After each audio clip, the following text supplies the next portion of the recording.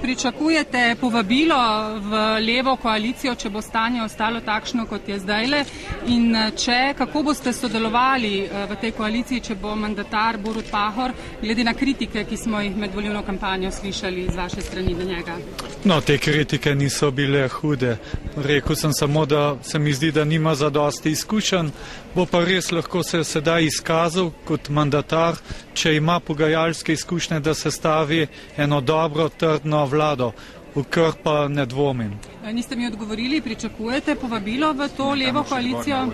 A mislite, da lahko sestavijo kvalitetno vlado brez Desusa? Če vas bodo povabili, torej ja, zanima me, kateri resorji bodo Desusu zanimivi. Slišali smo med volilno kampanjo, da vas še naprej zanima obrambno ministrstvo, tudi ministrstvo za delo, družino in socialne zadeve. Tako je. Ti dve ali še kaj? Pa še kaj. Lahko pričakujemo vašo trdno držo, kar zadeva usklajevanje pokojnin, tudi vojne zakone morda in razčiščanje afere Patria?